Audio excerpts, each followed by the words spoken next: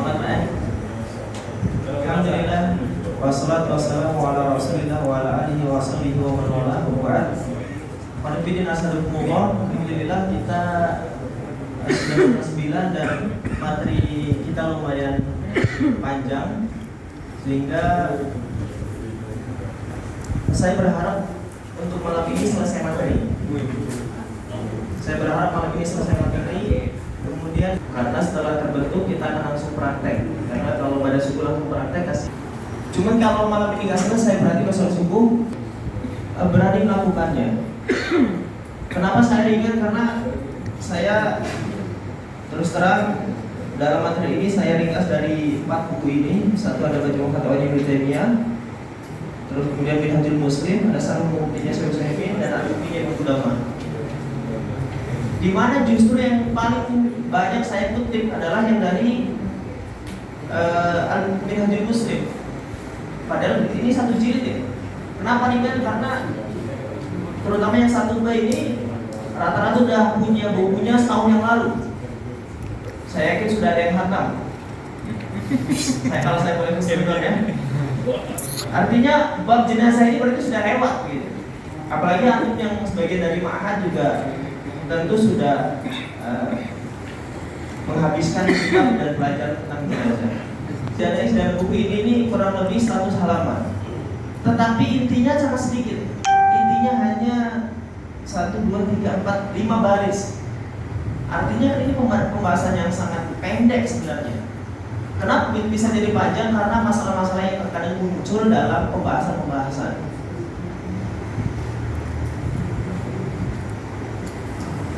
Baik, kita langsung. Apalagi di sini ada ahli-ahli. Saya lihat tadi ada motor apa? Ada ya? Kita bahas dalam penyelenggaraan jenazah itu ada 3 sub judul, 3 sub pembahasan. Yang pertama yaitu menjelang kematian, apa saja yang harus kita lakukan. Itu ya, ada memandikan, mengkafani, menyolatkan, dan dikuburkan. Setelah itu, setelah kematian itu sendiri. Jadi setelah dikuburkan itu, secara umum hanya 3 ini. Di mana yang 3 ini, kalau kita mau ringkaskan, itu ada dalam pernyataannya Nuqdamah ya.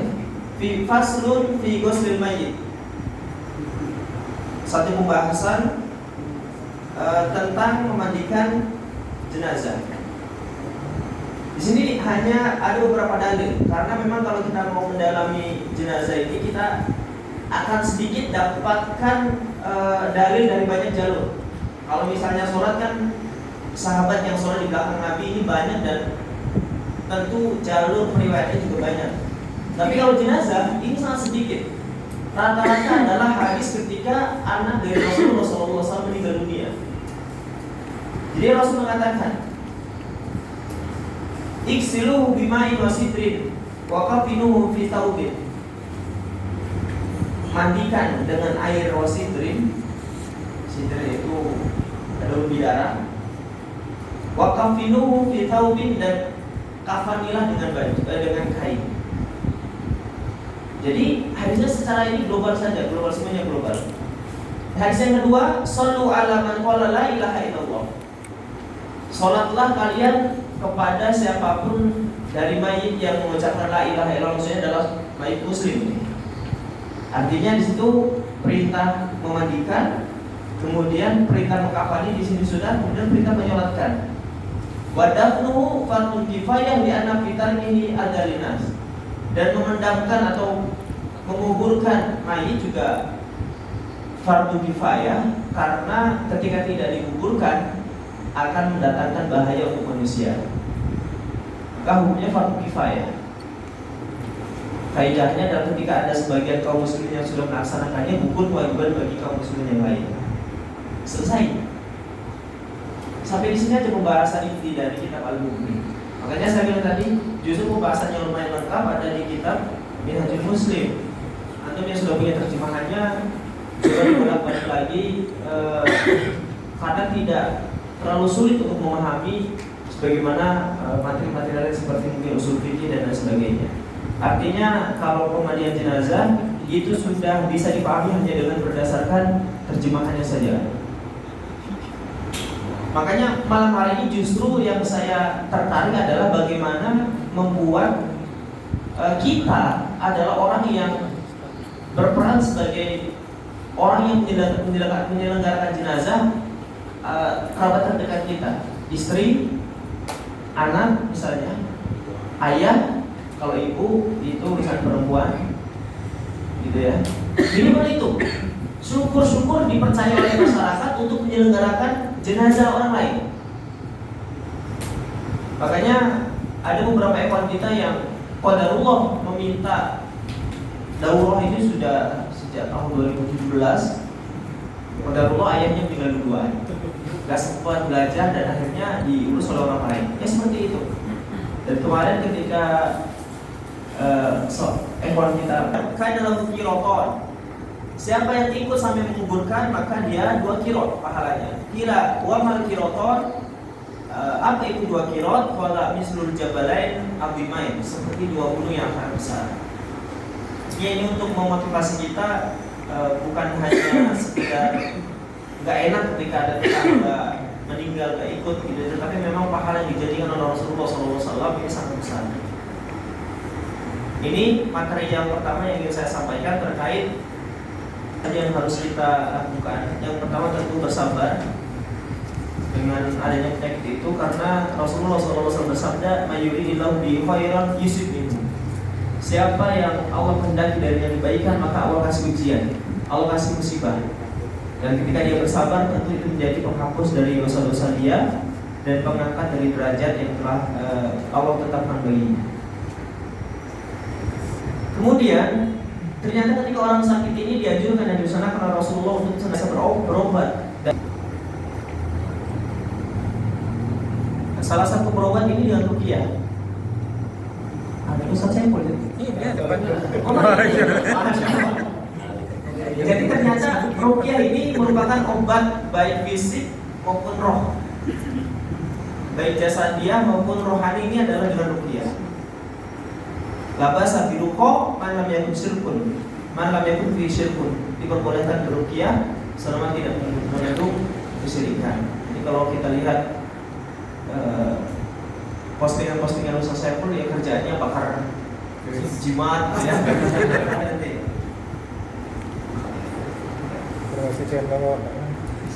Nah ini dilarang berobat dengan sesuatu yang haram. Yang haram itu banyak. Yang jelas ada darah, khamar, daging babi, kemudian yang disembelih bangkai ya, atau yang disembelih untuk selain Allah Subhanahu wa taala. Ini sudah jumhur ulama mengharapkan berobat dengan khamar dan selainnya dari sesuatu yang haram, karena ketika ada seorang sahabat yang meminta untuk berobat dengan khamar, kata Rasul, innahan laisat bidawa walakinnaha da, itu bukan obat tapi dia adalah penyakit.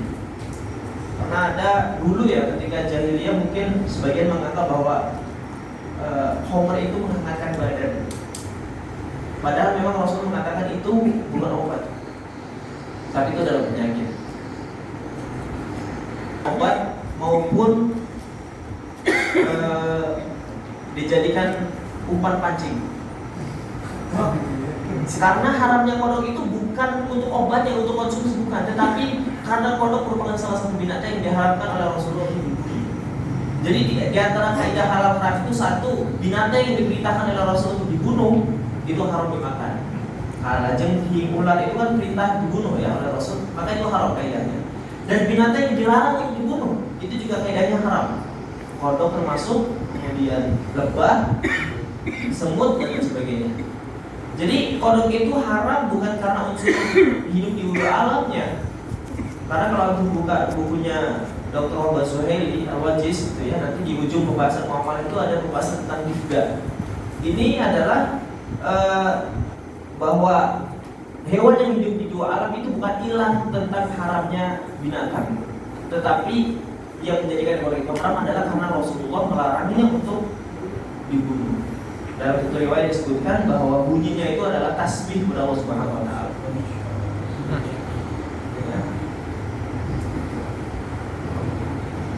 Kemudian untuk berobat sendiri doa yang diajarkan oleh Rasulullah, Allahumma rabban nas a'idil ba'sa ishfi anta syafi la shifa illa shifauka shifaan la yughadiru saqaman. Ini kalau bisa dihafal karena beberapa ikhwan kita selalu meminta doanya ke saya. Kalau misalnya doain yang gitu gini bilang, Ustaz minta doa yang shifa. Jadi ini doanya nih. Balik-balik ini kalau tidak sering diamalkan. Kemudian boleh berobat kepada orang kafir, dokter muslim, maka boleh kepada dokter kafir. Kalau nggak ada dokter laki-laki. Kemudian disunahkan menjenguk orang sakit, bagaimana direkam oleh Barok bin Azib. Amarana Rasulullah bi'il janais wa ila sabai. Jadi Rasulullah memerintahkan kami untuk mengiringi jenazah dan menjenguk orang sakit. Ini masuk prolog semua ya, sebagaimana sabda Rasulullah Sami Rasulullah sallallahu alaihi wasallam yaqul qabla mautihi bi thalath. Jadi sebelum Rasul meninggal itu beliau berkata tiga hal. La yamutunna ahadukum illa wa huwa yusidu dzanna billahi ta'ala. Janganlah salah seorang kalian meninggal kecuali dalam keadaan berhusnudzon kepada Allah Subhanahu wa taala. Jadi intinya husnudzon kepada Allah dalam kondisi apapun. Kalau mendekati kematian, tentang talqin. Jadi talqin itu adalah membimbing. Makanya ada tahfidz metode talqin. Gurunya membaca, muridnya mengikuti. Itu metode talqin perlu ya. Talqin. Horor gitu ya. Jadi disunahkan talqin itu ketika ada tanda-tanda sakaratul maut bagi si orang yang sakit ini. Lagi mau utak la ilaha illallah. Jadi cukup la ilaha illallah, tidak ada syahadatain dalam talqin. Karena persaksian kepada Rasul sudah tidak diperlukan lagi. Saat itu dia sudah menjalani dengan petunjuk Rasulullah. Kenapa syahadat itu harus ada syahadatain? Karena ketika dia masuk Islam, dia harus melalui bimbingan Rasulullah dengan hadisnya dan bimbingan Allah dengan Al-Quran. Tapi ketika mau meninggal, dia cukup dengan kata-kata la ilaha illallah saja. Nah, ini yang menjadi penting adalah ketika orang yang sedang sakaratul maut sudah mengucapkan la ilaha illallah, maka talqin berhenti. Jangan ditalqin terus. Kecuali ketika dia sudah mengucapkan la ilaha illallah, kemudian dia mengucapkan kata-kata lain. Sudah la ilaha illallah, haus, nah talqin lagi. Sudah dia mengucapkan la ilaha illallah, lapar. Karena hadis ini, man kana akhiru kalamihi la ilaha illallah. Siapa yang akhir dari perkataannya adalah la ilaha illallah, cukup berarti. Selama dia tidak mengucapkan kata-kata lain, maka talqin cukup. Khawatirnya adalah ketika talqin pertama sudah bagus, dia kita talqin lagi, baru sampai la ilaha illallah, meninggal. Kalau la ilaha berarti tidak ada Tuhan, belum ada tasbih penetapan Allahnya. Jadi ketika mayit sudah mengucapkan la ilaha illallah, maka talqin berhenti. Begitu terus diulang sampai kita pastikan betul-betul bahwa akhir dari kata-kata yang diucapkan mayit itu adalah la ilaha illallah. Jadi ya. Nah kemudian setelah itu baru ketika meninggal dunia maka menghadapkan wajahnya ke kiblat. Tangannya boleh dua, boleh disedekapkan atau boleh di luruskan. Kalau perlu meletakkan sesuatu yang agak berat di atas perutnya, tinggal dia akan cepat menunggu. Dan menutupi jasanya dengan kain sebelum dimulai penyelenggaraan jenazah. Lalu memejamkan kedua matanya sambil membaca doa. Jadi kadang banyak kan mayit ketika meninggal itu melotot. Jadi melotot itu terkadang melotot, terkadang ke atas matanya dia mengikuti arah ruh. Idza hadartum mautakum faqbidul basara fa innal basara yattabi ar-ruha wa qulu khairan fa innahu yu'manu ala makan ahlul mayyit. Jika kalian menghampiri orang yang mati, maka tutuplah matanya karena pandangannya mengikuti ruh. Dan berkatalah yang baik karena sesungguhnya Allah mengampuni apa yang diucapkan keluarga mayit. Jadi doa-doa yang baik saja. Ini contoh doanya kalau mau menggunakan menggunakan doa ini, boleh juga atau menggunakan doa sendiri yang mungkin dia baik, boleh juga. Allahumma firli fulan bismi. Allahumma firli, siapa? Sebut namanya gitu ya. Jadi jangan dihafal matang-matang. Allahumma firli fulan bismi. Ya. Jadi itu artinya. Li fulan ini diganti dengan namanya. Allahumma firli Ahmad, Allahumma firli Muhammad, dan seterusnya. Warfa darajatahu fil mahdiyyin. Angkatlah derajatnya bersama orang-orang yang mendapatkan petunjuk. Wahrufu fi akibihi fil ghabirin. Kemudian engkau jadikan orang-orang penggantinya untuk anak keturunannya. Waghfir lana walau ya rabbal alamin. Ampuni kami dan dia Allah Rabb semesta alam. Wafsah lahu fi qabrihi wa nawwir lahu fihi. Lapangkan kuburan dan berilah cahaya. Baru setelah itu mengucapkan kalimat istirja. Kalimat istirja itulah inna lillahi wa inna ilaihi raji'un.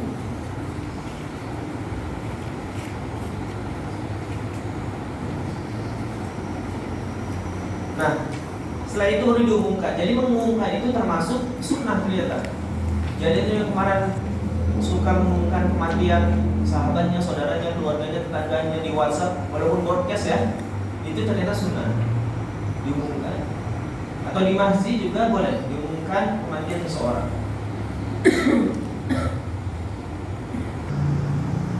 Kemudian setelah meninggal tentu menyegerakan penyelenggaraan jenazah. Asri'u bil janazati fa in taku sholihah fa khairan tuqaddimunaha. Bersegeralah menyelenggarkan jenazah karena kalau mayatnya baik maka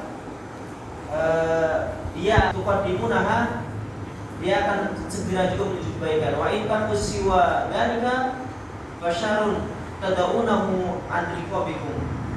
Tapi kalau mayatnya jelek, ya untuk apa orang jahat lama-lama di tengah-tengah kita? Boleh itulah bahasa hadisnya. Nah, tidak mengapa, tapi tidak mengapa menunda sejenak sampai berkumpul banyak orang. Karena memang semakin banyak orang yang menyolatkan, semakin banyak yang mendoakan, dan semakin banyak juga doa yang diabulkan. Kemudian setelah itu hak-hak yang berkaitan dengan mayit yang harus ditunaikan, penyelenggaraan jenazah. Nah ini, namun sebelum itu jangan diratapi, karena meratap adalah sesuatu yang diharamkan secara syar'i atau diyahat, narik-narik rambut, menyobek-nyobek baju. Mani alaihi yu'adzabu bimani alaihi. Jadi siapa yang meratapi pada mayit, maka mayit tersebut akan disiksa dengan ratapan kepadanya. Ini hadis satu hadisnya belum saya cross check, tapi saya mengutip dari buku ini. Allah alam apakah hadisnya saya atau dhaif. Nah sekarang kita masuk ke pembahasan inti. Yang pertama yang harus kita perhatikan adalah bahwa penyelenggaraan jenazah bukan sebuah pekerjaan atau profesi seseorang atau profesi pasang tarif dan sebagainya, karena ini merupakan satu amal soleh. Yang kedua, ini merupakan kebutuhan kita sebagai seorang muslim. Jangan sampai kita seorang muslim tapi tidak tahu cara menyelenggaraan jenazah, apalagi ketika orang-orang pengajian gitu ya. Dan yang terpenting adalah amanah, karena kalau orang yang menyelenggarakan jenazah itu ember mulutnya, maka aib mayit akan kemana-mana. Yang memberi cerita tadi saya mandikan perutnya, ini nggak penting. Makanya amanah itu penting. Jangan sampai mayit itu diselenggarakan oleh orang-orang yang tidak amanah. Merahasiakan apa yang dilihatnya, menjaga aurat dan memperlakukan jenazah sebagaimana memperlakukan orang yang masih hidup. Karena man satara aurat muslim satarallahu fid dunya wal akhirah. Siapa yang menutupi aurat seorang muslim, maka Allah akan tutupi aibnya di dunia dan akhirat. Karena dulu saya waktu menjalankan jenazah juga macam-macam mayit itu ya jenisnya. Ada yang kejatuhan lagi lewat pohon, kejatuhan punggungnya, ada yang keseret mobil dan sebagainya. Tentu di sana banyak sekali yang tidak perlu diceritakan. Maka dipilihlah orang-orang yang mana. Nah, alat-alat yang perlu disiapkan ketika memandikan. beberapa hari yang lalu Pak Dokter Nur Hadi menanyakan tidak, karena tidak ada satu riwayat pun yang menentukan satu jumlah terhadap berapa bejana air yang harus disiapkan. Mungkin dia cukup untuk membasahi seluruh tubuh mayit. Sabun, sikat gigi, sampo, kapur barus, daun bidara. Ini kalau sekarang, kalau dulu cukup kapur barus dan daun bidara sebagai pewangi. Kenapa sabun? Kenapa sampo? Ini semuanya bersih. Jadi bisa ditangkap ilahnya ya, kenapa ada sabun, kenapa ada sampo. Ilahnya adalah sebagai pewangi dan pembersih. Handuk, sarung tangan. Sarung tangan itu kalau sekarang udah ada sarung tangan karet, itu yang dipakai karena rawan terkena najis nanti ketika kita membersihkan perut dari jenazah. Kemudian kain kecil serta kain besar. Saya sarankan kain panjang karena untuk sekaligus menghanduki sebelum nanti dikafani. Jadi perempuan tentu mesisir penting atau orang yang rambutnya panjang. Nah, tata cara memandikannya. Oh iya, di Minhajul Muslim. Biar lebih jelas ya.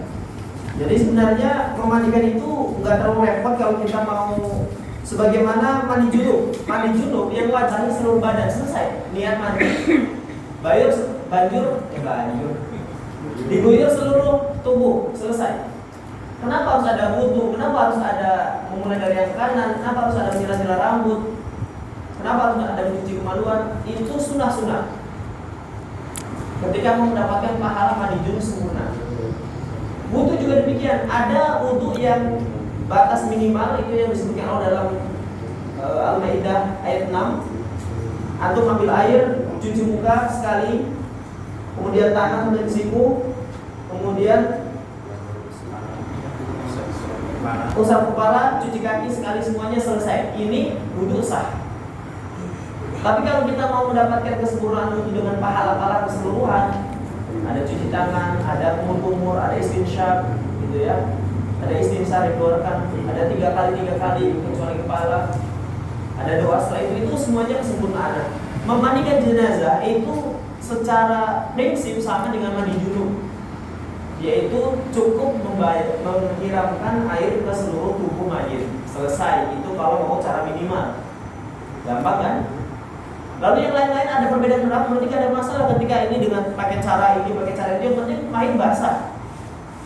Nah, kalau mau mendapatkan pahala lebih banyak, artinya memandikan dengan sempurna dengan sunnah-sunnah yang ada, maka caranya disebutkan 20. Afraqul ma'u ala jasadil mayyit wa dalika hatta amal ma'u sa'iruhu li ajza dalika. Ketika air sudah membasahi seluruh tubuh mayit, maka itu cukup.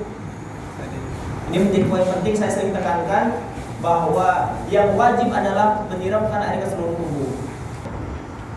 Ini semuanya kan anjuran-anjuran dan semuanya sunnah. Memotong kuku jenazah jika panjang. Begitu juga dengan kumis, selalu bulu ketiak, bulu maluan, dan juga merapikan kumis serta jenggotnya jika ada. Ini sunnah.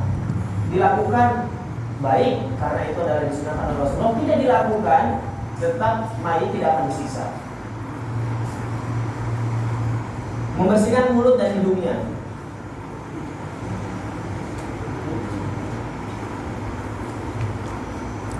Nah, yang wajib dalam memandikan jenazah adalah memandikan seluruh jasadnya sampai bersih. Namun yang lebih utama tadi yang saya sebutkan di depan. Setelah